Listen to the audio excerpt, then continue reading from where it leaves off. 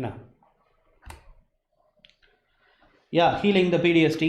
இந்த எமோஷனல் ஓரியன்டாக இப்போ நம்மளுடைய ப்ரொஃபஷன் சப்போர்ட்டில் சைக்காலஜிஸ்டனுடைய சப்போர்ட் என்னவாக இருக்கலாம்னு சொன்னால், போஸ்ட் ட்ராமாட்டிக் ஸ்ட்ரெஸ் டிஸார்டர், அந்த நார்சிசிஸ்ட்கிட்டேருந்து நம்ம வெளில வரும்போது நமக்கு என்ன வர ஆரம்பிச்சிருக்கு, அந்த போஸ்ட் ட்ராமா ஏற்பட ஆரம்பிச்சிருக்கு இல்லையா, அது மூலமாக இருக்கக்கூடிய ஸ்ட்ரெஸ்ஸு.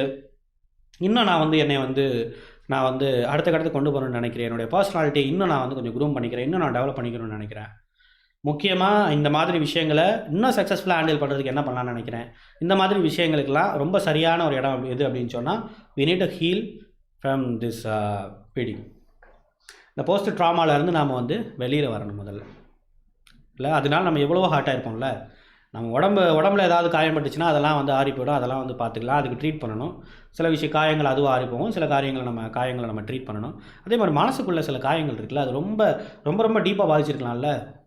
இன்னமும் எனக்குள்ளே எல்லாமே செய்கிறேன், பட் இருந்தாலும் ஒரு மாதிரி உள்ள இன்னும் கொஞ்சம் டம்ப்டாக தான் இருக்கிறேன், நான் கொஞ்சம் ஹெவியாக ஃபீல் ஆகுது எனக்கு அப்படின்னு சொன்னால், அதுக்கு counselling will be the best way. So அந்த பிடிஎஸ்டி ஓரியன்டாக ஃபோக்கஸாக இருக்கக்கூடிய காக்னிட்டிவ் பிஹேவியர் தெரப்பி இருக்குது, சைக்கோடைனமிக் தெரப்பி இருக்குது.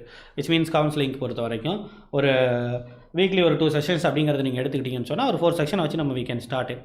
ஓகே, அப்படியே நம்ம போக ஆரம்பித்தோன்னு சொன்னால் கொஞ்சம் கொஞ்சமாக